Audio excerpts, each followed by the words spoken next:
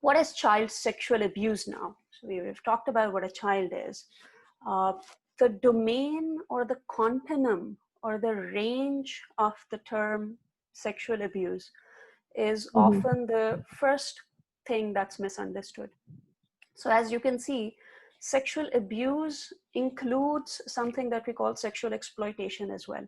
So it starts all the way from exposure abuse. So if somebody is showing private parts or inappropriate material to an underage child, it could be even a show of visuals through like, digital or printed images and all of that comes under exposure abuse, and that also falls into the category of child sexual abuse. It could be non-genital contact. It could be an older person touching inappropriately a child, an underage person, or like if there is a gap of more than 5 years or so, technically speaking, between kids themselves. Then it can be genital contact. It could be, being touched or being asked to touch the genital areas.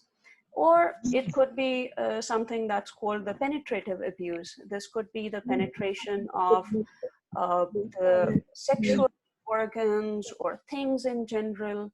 Now, a lot of the times in our society, as you would agree, the fourth type, which is the penetrative abuse, that's usually the only type of abuse that people think of as meaning by or as the definition of child sexual abuse. But we'll keep in our mind that all the way from exposure abuse to non-genital contact to genital contact to penetrative, the whole continuum actually comprises child sexual abuse.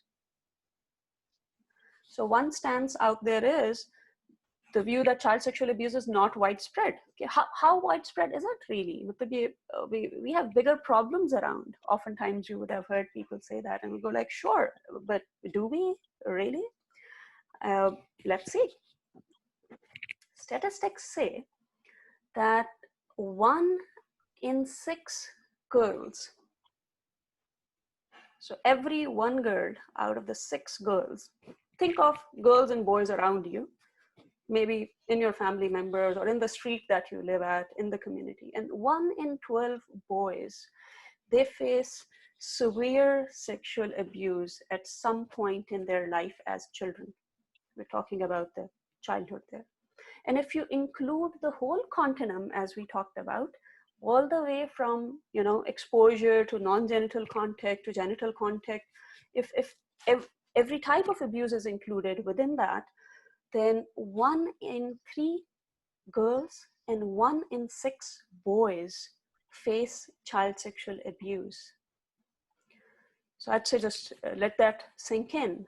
And maybe even this piece of information is something that we can make a part of our discourses that we do with people around us, to just realize the intensity of the issue that's actually prevalent out there. If you're an adult female who is 18 years or above, there's no upper age limit, and you experience child sexual abuse or exploitation, that is, you experience sexual abuse or exploitation anytime prior to 18 years of age, then Activating Hope by Voice of Wellbeing is your place to heal and flourish.